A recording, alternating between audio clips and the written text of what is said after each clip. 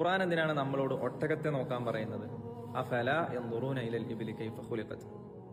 ആ ഒട്ടകത്തെ എങ്ങനെ സൃഷ്ടിച്ചു വെച്ചു എന്നവർ നോക്കുന്നില്ലേ എന്ന്. എന്റെ വീഡിയോ കാണുന്നതിന് മുമ്പ് ഒട്ടകത്തെക്കുറിച്ചുള്ള നിങ്ങളുടെ നോളജും കണ്ടതിന് ശേഷമുള്ള നോളജും രണ്ടായിരിക്കും ഇൻഷാ അല്ലാഹ്. നമ്മൾ സാധാരണ വിചാരിക്കുക ഒട്ടകം എന്നുള്ളത് ആട്, പശുവൊക്കെ പോലെ ഒരു കോമൺ അനിമൽ ആണ് എന്നായിരിക്കും. പക്ഷെ അങ്ങനല്ല. Camel is not a common animal. എന്താണ് ഒട്ടകത്തിന്റെ സ്പെഷ്യാലിറ്റി എന്ന് പറയുന്നത്?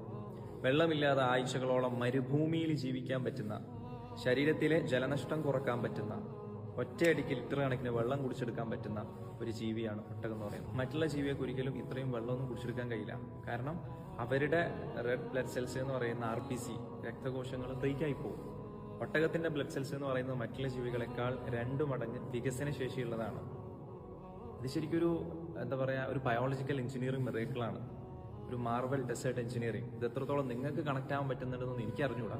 പക്ഷെ ചിന്തിക്കുന്ന ഒരാളെ സംബന്ധിച്ചിടത്തോളം ഇത് ഭയങ്കര സംഭവമാണ്. അത്യാവശ്യം എക്സ്പെൻസീവ് ആയിട്ടുള്ള ക്യാമറകൾക്ക് പോലും ചാലഞ്ച് അയക്കാവുന്ന ഈ ഡെസേർട്ടിലുള്ള പൊടിക്കാറ്റ്, കടുത്ത സൂര്യപ്രകാശം, ഇങ്ങനത്തെ സാഹചര്യങ്ങളിലൊക്കെ ഒട്ടകം സർവൈവ് ചെയ്യുന്നത് അതിന്റെ നാച്ചുറൽ അഡാപ്റ്റേഷൻസ് കൊണ്ടാണ്.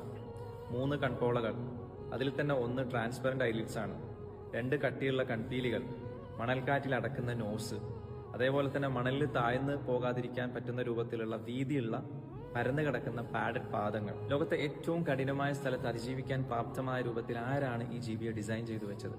അന്ന് അറബ്സിന്റെ ജീവിതത്തിലുള്ള ഒരു കേന്ദ്ര ബിന്ദുവായിരുന്നു ഈ ഒട്ടകം എന്ന് പറയുന്നത്. ഏറ്റവും പവർഫുൾ സൈനാണ്. ഇന്നിപ്പോ ഒരു 10 മെഴ്സിഡീസ് അല്ലെങ്കിൽ 10 BM ഉള്ള ഒരാളുടെ സ്ഥാനത്താണ് അന്ന് 10 ഒട്ടകമുള്ള ഒരാൾ എന്ന് പറയുന്നത്. ഈ സ്ഥാനത്തെങ്ങാനും അള്ളാഹു ലുക്കത്തെ ആറ്റം, ലുക്കത്തെ DNA, ലുക്കത്തെ ഗാലക്സീസ് എന്ന് പറഞ്ഞിരുന്നെങ്കിൽ ആ ജനറേഷന് 0 നോളജാണ്. അതേസമയത്ത് ലുക്കത്തെ ക്യാമിൽ എന്നുള്ള ആശയത്തിൽ പറഞ്ഞപ്പം ആ ജനറേഷനും മനസ്സിലാക്കാൻ പറ്റി, നമ്മുടെ ഈ ജനറേഷനും മനസ്സിലാക്കാൻ പറ്റി. ഇതാണ് ഖുർആനിന്റെ ടൈംലെസ് റിവിലേഷൻ എന്ന് പറയുന്നത്.